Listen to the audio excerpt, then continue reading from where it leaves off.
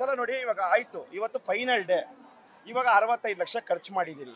ನೀವು ಹೇಳ್ತಾರೆ ಹಂತವಾಗಿ 40 ಲಕ್ಷನ ಏನು ಮಾಡೋದು? ಇವತ್ತು ಕರ್ಗ ಇವತ್ತು 45-50 ಲಕ್ಷ ಬೇಕು. ಇವಾಗ ರಿಲೀಸ್ ಮಾಡಿದ್ದಾರೆ, ಯಾರಿಗೆ ಮಾಡಿದ್ದಾರೆ? ಇದು PRMSಗೆ ಏನೂ ಗೊತ್ತಿಲ್ಲ. ನಮ್ಮ ಶಾಸ್ತ್ರ ಸಂಪ್ರದಾಯ, ನಮ್ಮ ಜನಾಂಗ, ನಮ್ಮ ವಿಶ್ವವಿಖ್ಯಾತ ಬೆಂಗಳೂರು ಕರ್ಗ ಬಗ್ಗೆ PRMS ಗೊತ್ತಿಲ್ಲ ಅನ್ನೋದಕ್ಕೆ ಇದೇ ಉದಾಹರಣೆ. ಯಾಕಂತ ಹೇಳಿದ್ರೆ ಇವತ್ತು ಏನು ಮಾಡ್ತಾ ಇದ್ದೀರಿ ಅವ್ರನ್ನ ಕೇಳಿ, ಇವತ್ತು ಎಷ್ಟು ಓದ್ತಿದ್ದೀರಿ ಅವ್ರನ್ನ ಕೇಳಿ, ಏನಂದ್ರೆ ಏನೂ ಗೊತ್ತಿಲ್ಲ. ಅವ್ರು ಬರೀ ಶೋ ಉಡಾಯಿಸೋದೇ ಅವ್ರ ಕೆಲಸ. ನಾನು ಇದನ್ನ ಪದೇ ಪದೇ ಹೇಳ್ತಾ ಇದ್ದೀನಿ. ಇವಾಗ 40 ಲಕ್ಷ ಕೊಟ್ಟಿದ್ದಾರೆ ಅಂದ್ರಲ್ಲ, ಇದನ್ನ ಫುಲ್ಲು ನೀವು ತನಿಖೆ ಮಾಡಿ. 40 ಲಕ್ಷ ಯಾರ ಅಕೌಂಟ್ಗೆ ಹೋಗಿದೆ? ಮುಜರಾಯಿಗೆ ಹೋಗಿದೆ. ಮುಜರಾಯಿ ಯಾವಾಗ ಕೊಡ್ತಾರೆ? ಕರ್ಗ ಆದ್ಮೇಲೆ ಕೊಡ್ತೀನಿ ಅಂದ್ರೆ. ಇವಾಗ ಹೂವದೊಂದು ಕೊಟ್ಟರೆ ಅಂದ್ರೆ ನೋಡಿ, ಹೂವು ಹಾಕಿಲ್ಲ. ಇವಾಗ ಅವ್ನಿಗೆ ನಾನು 1 ಅವರಲ್ಲಿ 40 ಲಕ್ಷ ಕೊಡಬೇಕು. ಇಲ್ಲ ಕರ್ಗನ ನಾನು 3 ದಿವಸ ಬಿಟ್ಟು ಮಾಡೋಕ್ಕಾಗತ್ತಾ ಹೇಳಿ? 3 ದಿವಸ ಬಿಟ್ಟು ಮಾಡೋಕ್ಕಾಗಲ್ಲ. ನಾನು ಹೇಳ್ತಾ ಇರೋದು ಇಷ್ಟೇ, ನಿಮಗೆ ಕೊಡೋಕ್ಕಾಗಿಲ್ಲ ಅಂದರೆ ಕೊಡೋಕ್ಕಾಗಲ್ಲ ಅಂತೇಳಿ ನಾವೇ ಹಾಕಿ ದುಡ್ಡು ಕರ್ಗ ಮಾಡ್ತೀರಿ. ಮುಜರಾಯಿನ ದೇವಸ್ಥಾನ ಬಿಟ್ಕೊಟ್ಬಿಡಿ. ಇಲ್ಲ ನಡೆಸ್ತೀರಾ ಕರೆಕ್ಟಾಗಿ ನಡೆಸ್ರಿ, ಡಬಲ್ಗೆ ಮಾಡಬೇಡಿ ದಯವಿಟ್ಟು. ಇದನ್ನು ನಾನು ಪದೇ ಪದೇ ಹೇಳ್ತಾ ಇದ್ದೀನಿ.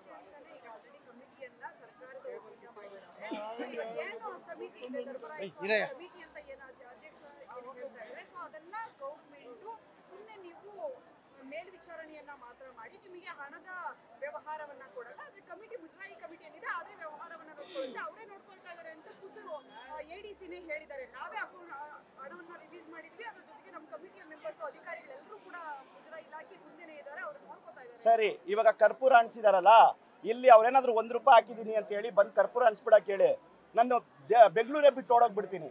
ಮತ್ತೆ ಸರಿ ಆಯ್ತು, ಇವಾಗ ಮುಜರಾಯಿ ನಡೆಸ್ತಾರೆ ಅಂತ ಹೇಳಿದ್ರಲ್ಲ, ಸುಮ್ಮನೆ ನೋಡ್ಕೋಬೇಕಂತಲ್ಲ. ಸರಿ, ನಾನು ಇವಾಗ 2 ಅವರ್ ಕುತ್ಕೊಳ್ತೀನಿ, ಅವ್ರಿಗೆ ನಡ್ಸಕ್ಕೆ ಹೇಳಿ ಕರ್ಗ. ಗೊತ್ತಾಯ್ತಲ್ಲ? ಯಾಕಂತ ಹೇಳಿದ್ರೆ ಈ 8 ದಿವಸ ನಾವು ಇವಾಗ ಕರ್ಗ ಎತ್ತರ ಪೂಜಾರಿಗಳು ಮತ್ತೆ ಕಮಿಟಿ ಖಜಾಂಚಿ ಯಾರು ಬಾಲಕೃಷ್ಣ ಸೂರ್ಯ ಅವರು 3 ಜನ ದುಡ್ಡು ಹಾಕಿರೋದು. ಇದು ಇವಾಗ ಕರ್ಪೂರ ಅನ್ಸಿದ್ರಲ್ಲ, ನಾವು ಅಂಟಿಸ್ತೀರಿ ಕರ್ಪೂರ, ಅವ್ರು ಅಂಟಿಸ್ತಾರ ಕೇಳಿ. ಈ ದೇವ್ರ ಹತ್ರ ಆಟ ಆಡಿದವರೆಲ್ಲ ಎಷ್ಟೆಷ್ಟೋ ಜನ ಏನೇನೋ ಆಗ್ಬಿಟ್ರು. ಸುಳ್ಳೆಲ್ಲ ಹೇಳ್ಬಾರ್ದು, ಬಂದು ಇಲ್ಲಿ ಪ್ರೂವ್ ಮಾಡಬೇಕು 40 ಲಕ್ಷ ಎಲ್ಲಿದೆ. ಇವಾಗಲೂ ಹೇಳ್ತೀನಿ, ಅವರೆಲ್ಲ ರೈಟಿಂಗ್ಸಲ್ಲಿ ಕೊಡ್ತಾರಲ್ಲ, ಒಂದು ಅಕೌಂಟಿಂದ ಬಂದಿದ್ಯಾ ಚೆಕ್ ಮಾಡಿ. ನಾವೆಲ್ಲ ಪ್ರಾಮಾಣಿಕವಾಗಿ ಇರಬೇಕು. ಒಂದು ಅಕೌಂಟಿಂದ ಚೆಕ್ ಮಾಡಿ, ಯಾವುದೇ ಥರ ಬಂದಿಲ್ಲ, ಯಾವುದೇ ಇದು ಮಾಡಿಲ್ಲ. ಸರಿ, ಅವ್ರನ್ನ ನಡ್ಸಕ್ಕೆ ಹೇಳಿ, ನಡೆಸ್ತಾ ಇದ್ದಾರಾ? 8 ದಿವಸದಿಂದ ಒಂದು ಅಧಿಕಾರಿ, ನೀವು ನೋಡ್ತಾ ಇದ್ದೀರಾ ಡೈಲಿ ಬಂದು ಯಾರು ನಡೆಸ್ತಾ ಇದ್ದಾರೆ? ಒಂದು ಅಧಿಕಾರಿ ಇಲ್ಲಿ ಬಂದಿದ್ದಾರಾ? ಬರಲ್ಲ. ಒಂದು ಏನಾಯ್ತು, ಏನು ಖರ್ಚು ವೆಚ್ಚ ಏನು ಮಾಡ್ಕೊಂಡಿದ್ದೀರಾ, ದುಡ್ಡಿಗೆ ಏನು ಮಾಡಿದ್ದೀರಾ ಕೇಳಿದಾರಾ? ಕೇಳಲ್ಲ. ಇವಾಗ ನಡೆಸ್ತಾ ಇದ್ದೀರ ಅಂದ್ರಲ್ಲ, ಸರಿ ಇವತ್ತು ಏನು ಹಾಕಿದ್ರಿ? ಇವಾಗ 4 ದಿವಸ ಜಾತ್ರೆ ಏನು ಮಾಡಿದ್ರಿ ಅಂತ ಕೇಳಿ, ಏನೇನು ಖರ್ಚು ವೆಚ್ಚ ಮಾಡಿದ್ರಿ ಅಂತ ಕೇಳಿ. ಯಾಕೆ ಹೇಳಿ? ಒಬ್ಬ ಮನುಷ್ಯ ಸುಳ್ಳು ಹೇಳ್ಬೋದು, ಸುಳ್ಳೇ ಮನುಷ್ಯ ಆಗಬಾರ್ದು. ಯಾಕಂದ್ರೆ ಈ ಜನಕ್ಕೆ ಗೊತ್ತು, ನಮ್ಮ ಜನಾಂಗಕ್ಕೂ ಗೊತ್ತು ಹೆಂಗ್ ನಡೀತಾ ಇದೆ, ಏನು ಮುಜರಾಯಿ ಅವ್ರು ಏನು ಮಾಡ್ತಾ ಇದ್ದಾರೆ, ಸುಮ್ಮನೆ ನಾಮಕವಾಸಿಗೆ ಏನು ಮಾಡ್ತಾ ಇದ್ದಾರೆ ಅಂತ ಎಲ್ರಿಗೂ ಗೊತ್ತು. ಇದು ಅವರು ಸುಳ್ಳು ಹೇಳ್ಬೇಕಾಗಿಲ್ಲ.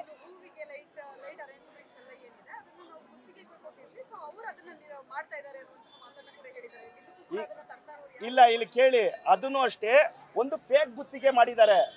ಆ ಗುತ್ತಿಗೆ ಅವನು ನಾನು ಬೆಳಗಾಮೇಲೆ ಇದ್ದೀನಿ, ನಿಮ್ಗೆ ಯಾಕೆ ನಡೆಸಿ? ಸುಮ್ಮನೆ ನಂದು ಫೇಕು, ಸುಮ್ಮನೆ ನಮ್ದು ಫೇಕು.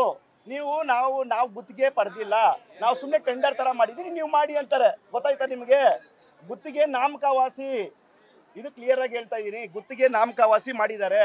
ಮತ್ತೆ ಇವಾಗ ಡೈಲಿ ಹೂವದವ್ರಿಗೆಲ್ಲ ದುಡ್ಡು ಕೊಡಬೇಕು. ಗುತ್ತಿಗೆ ಅವರು ಯಾವತ್ತು ಅಕೌಂಟಿಂದ ಎಷ್ಟು ರಿಲೀಸ್ ಮಾಡಿದ್ದಾರೆ ಅಂತ ಕೇಳಿ, ಯಾರಿಗೆ ಮಾಡಿದ್ದಾರೆ ಅಂತ ಕೇಳಿ.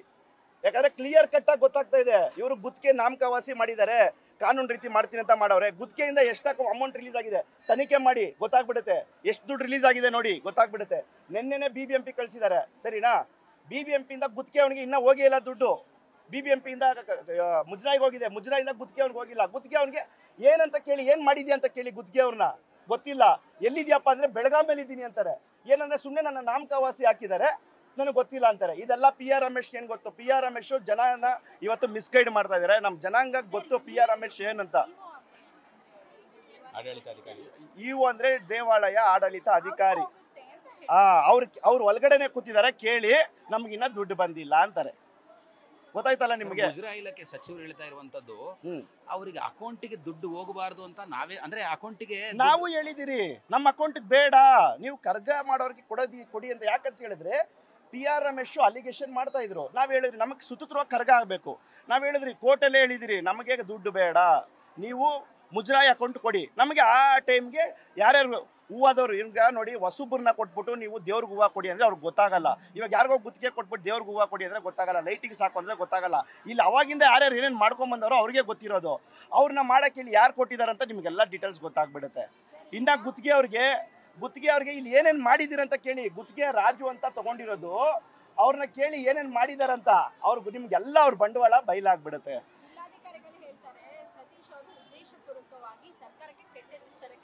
ನಾನು ಇವಾಗ್ಲೂ ಹೇಳ್ತಾ ಇದ್ದೀನಿ, ಸರ್ಕಾರ ನನ್ನ ಪರವಾಗಿದೆ. ಸರ್ಕಾರ 1.5 ಕೋಟಿ ಅನುದಾನ ಇಟ್ಟಿದೆ. ಆದ್ರೆ ಇದನ್ನ ಇಲ್ಲಿಗೆ ಕರಗ ಆದ್ಮೇಲೆ ದುಡ್ಡು ಕೊಟ್ರೆ ಯಾಕೆ ಸರ್? ನಾವ್ ಹೇಳ್ತಾ ಇದ್ದಾನೆ ಕೊಡ್ತಾರೆ, ಕೊಡಕ್ ಹೇಳಿ. ಕರಗ ಆದ್ಮೇಲೆ ದುಡ್ಡು ಕೊಡ್ತೀನಿ ಅಂದ್ರೆ ಸರಿ, ಇವಾಗ ಕರಗಕ್ಕೆ ಎಷ್ಟೆಷ್ಟು ಖರ್ಚು ಮಾಡಿದಾರೆ ಮುಜರಾಯಿ ಕೇಳಿ ಸರ್. ಮೇಡಮ್ ಏನ್ ಗೊತ್ತಾ, ವ್ಯವಸ್ಥಾಪನಾ ಸಮಿತಿ ಅಂತ ಮಾಡಿದಾಗ ಇದು ನಾವು ಧರ್ಮರಾಯ ಸ್ವಾಮಿ ದೇವಸ್ಥಾನ ಜಾಗ BBMP ಕೊಟ್ಟಿರೋದು. BBMP ಧರ್ಮರಾಯ ಸ್ವಾಮಿ ದೇವಸ್ಥಾನ ದುಡ್ಡು ಕೊಡೋದು, ಮುಜರಾಯಿಗಲ್ಲ. ಮುಜರಾಯಿ ಇವಾಗ ಅವ್ರು ಏನೋ ಉದ್ದೇಶಪೂರ್ವಕವಾಗಿ ಅವರು ಈ PR ರಮೇಶ್ನ ಇಟ್ಕೊಂಡು ಎಂಟ್ರಿ ಕೊಡ್ತಾ ಇದ್ದಾರೆ. PR ರಮೇಶ್ ಇಡೀ ನಮ್ಮ ಜನಾಂಗಕ್ಕೆ ಮಿಸ್ಗೈಡೇ ಮಾಡ್ತಾ ಇರೋದು. ಯಾರನ್ನೂ ಜನಾಂಗನ ಬೆಳೆಸಿಲ್ಲ. ಮತ್ತೆ ದೇವಸ್ಥಾನ ಇವತ್ತು ವಿಶ್ವವಿಖ್ಯಾತ ಬೆಂಗಳೂರು ಕರಗ ಧರ್ಮರಾಯ ಸ್ವಾಮಿ ದೇವಸ್ಥಾನ ಈ ಮಟ್ಟಕ್ಕೆ ಇದಾಗ್ತಾ ಇದೆ, ಅದಕ್ಕೆ PR ರಮೇಶ್ ಮೂಲ ಕಾರಣ. ಅವರು ಯಾವತ್ತೂ ಯಾರನ್ನೂ ಒಗ್ಗಟ್ಟು ಮಾಡಿಲ್ಲ, ಜನಾಂಗನ ಒಡೆಯೋದೇ ಕೆಲಸ ಅವ್ರದ್ದು ಮಾಡ್ತಾ ಇರೋದು. ಅದಕ್ಕೆ ಹೇಳ್ತಾ ಇರೋದು, ನಾನ್ ನಿಲ್ಸಿದ್ರೆ ಕರಗ ನಿಂತಿರೋದು. ಸರಿ, ಇವಾಗ್ಲೂ ನಾನು ಹೇಳ್ತೀನಿ, ಇವಾಗ ನಿಲ್ಲಿಸ್ತೀನಿ. ಇವ್ರು ಏನ್ ಮಾಡ್ತಾರೆ ಅಂತ ನೋಡಿ. ಇವಾಗ ನಾನು ಏನ್ ಮಾಡ್ಲಿ ಸರಿನಾ? ಯಾಕಂದ್ರೆ ಇವಾಗ ಕೋರ್ಟಿಂದ ನಾನು ಅಧ್ಯಕ್ಷ ಅಂತ ಆಗಿದೆ. ನಾನು ನೋಡಿ, ಇವತ್ತು ಆ ತಾಯಿ ನನ್ನ 6ನೇ ವರ್ಷ ಕಂಟಿನ್ಯೂ ಮಾಡ್ತಾ ಇದ್ದೀನಿ. ನಾನು ದುಡ್ಡು ಕಾಸಿಗೆ ಯೋಚನೆ ಮಾಡಿಲ್ಲ, ನಾವು ಕೈಯಿಂದ ಹಾಕಿ ಮಾಡ್ತಾ ಇದ್ದೀರಿ. ಸರಿ, ಫಸ್ಟ್ ಡೇ ಇಂದ ನೀವು ಏನೇನ್ ಮಾಡಿದೀರಾ ಅಂತ ಕೇಳಿ ಅವ್ರನ್ನ. ಅವ್ರು ಹೇಳ್ತಾರೆ, ನಮ್ಮ ಹತ್ರ ಕೇಳ್ತಾರೆ ಏನೇನ್ ಮಾಡಿದೀರಾ ಅಂತ ಹೇಳಿ, ನಾವು ಸ್ವಲ್ಪ ಲೆಕ್ಕ ಕೊಡಬೇಕು ಅಂತ. ನಾನು ಹೇಳಿದ್ರೆ ದುಡ್ಡು ರಿಲೀಸ್ ಮಾಡ್ರಿ ಫಸ್ಟ್ ಹೇಳ್ತೀನಿ. ಇವಾಗ ನಾನು ಹೇಳಿದ್ರೆ ಅವ್ರು ಕೊಟ್ಟಿದ್ದು ಏನ್ ಮಾಡಿರೋರು ಅದನ್ನೇ ಲೆಕ್ಕ ಕೊಟ್ಟಿರೋರು, ಗೊತ್ತಾಯ್ತಲ್ಲ? ಸರಿ, ಅವರೆಲ್ಲ ವೈಟಲ್ಲಿ ಕೊಡೋರಲ್ಲ, ಚೆಕ್ಕಲ್ಲಿ ಯಾರ್ಯಾರು ಟೆಂಡರ್ ಕೊಟ್ಟಿದ್ದೀರಾ ಅಂತ ಕೇಳಿ, ಗೊತ್ತಾಯ್ತಲ್ಲ? ಇದು ಕ್ಲೀನಾಗಿ ಗೊತ್ತಾಗ್ತಾ ಇದೆ ಇವರು ಮಸಿ ಬಳಿಯೋ ಕೆಲಸ ಮಾಡ್ತಾ ಇದ್ದಾರೆ ಅಂತ. ಸರ್ಕಾರದ ಬಗ್ಗೆ ಹೇಳ್ತಾ ಇಲ್ಲ, ಸರ್ಕಾರ ನಮ್ಗೆ ಸಹಕಾರ ಕೊಡ್ತಾ ಇದೆ. ಕೆಲ ಅಧಿಕಾರಿಗಳು PR ರಮೇಶ್ ಜೊತೆ ಕೈ ಜೋಡಿಸಿ ತೊಂದರೆ ಕೊಡ್ತಾ ಇದ್ದಾರೆ, ಇಷ್ಟೇ. ಸರಿ, ಇವಾಗ ನಾನು ಹೇಳ್ತೀನಲ್ಲ, ಇವಾಗ ನಾನು 40 ಲಕ್ಷ ಸಾಯಂಕಾಲದೊಳಗಡೆ ನಾನು ಡೆಕೋರೇಷನ್ಗೆಲ್ಲ ಹಾಕಕ್ಕೆ ರೆಡಿ ಆಲ್ರೆಡಿ ಕೊಟ್ಟಿದ್ದೀನಿ. ಹೂನಾರ ಎಲ್ಲ ರೆಡಿ ಆಗ್ತಾ ಇದೆ. ಅವ್ರು ಏನ್ ಮಾಡಿದಾರೆ ಅಂತ ಕೇಳಿ.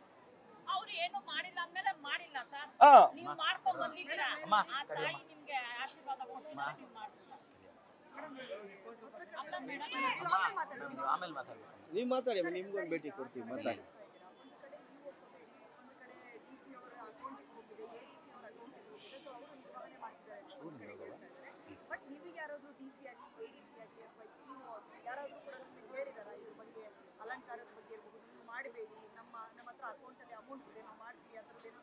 ಏನು ಹೇಳಿಲ್ಲ.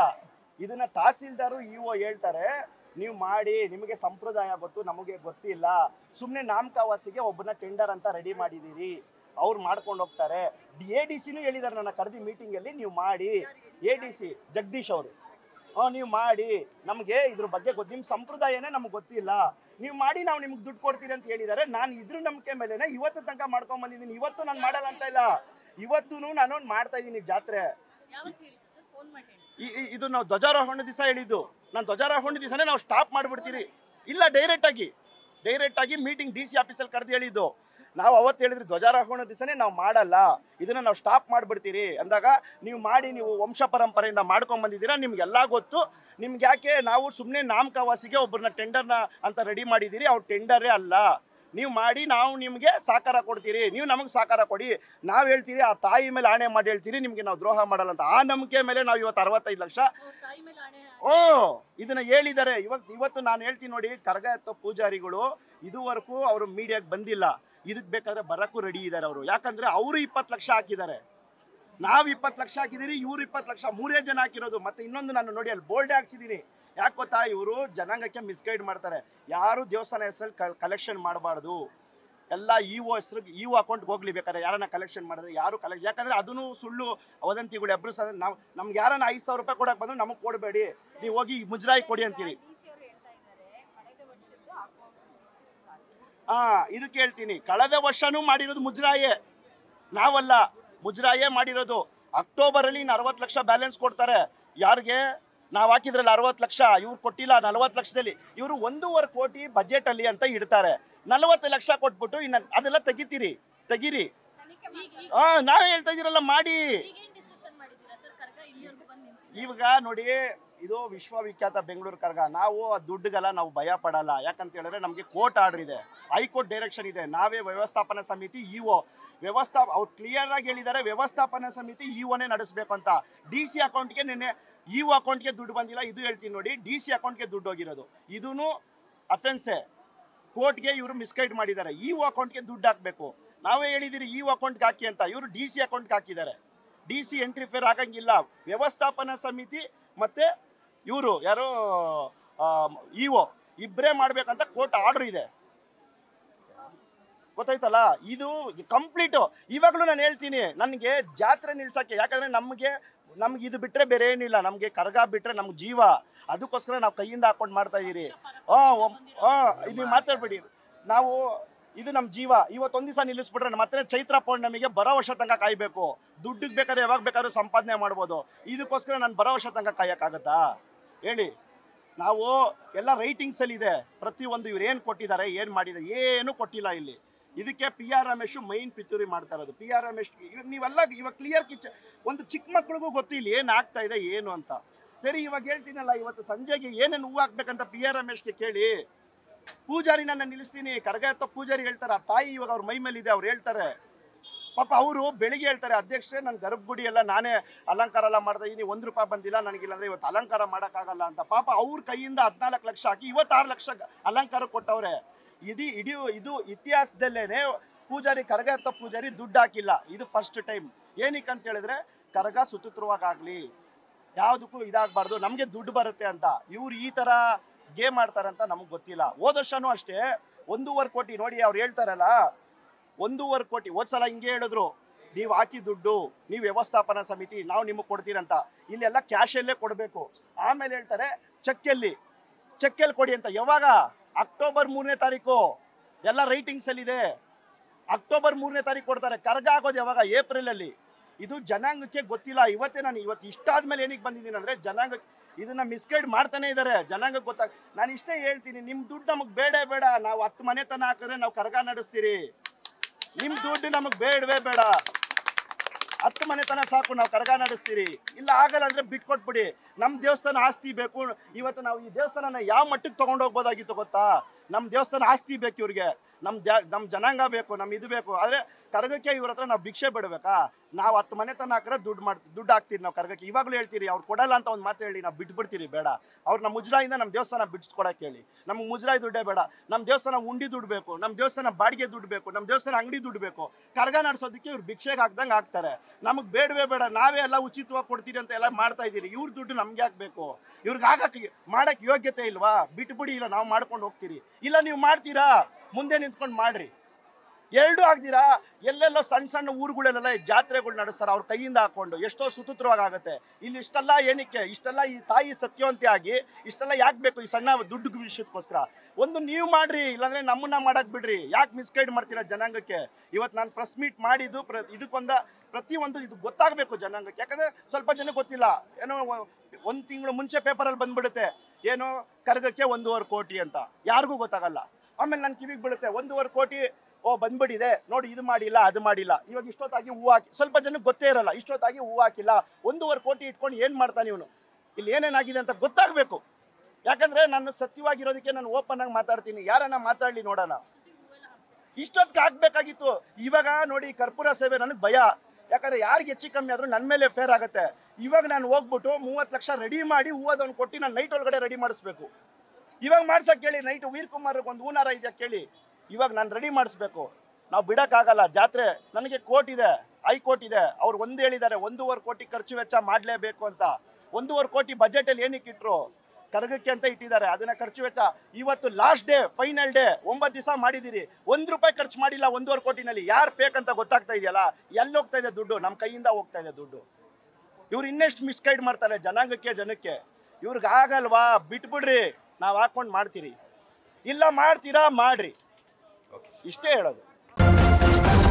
ನ್ಯೂಸ್ ಫಸ್ಟ್, ನಿರ್ಭೀತಿಯಿಂದ ನಿಮ್ಮ ಪರವಾಗಿ.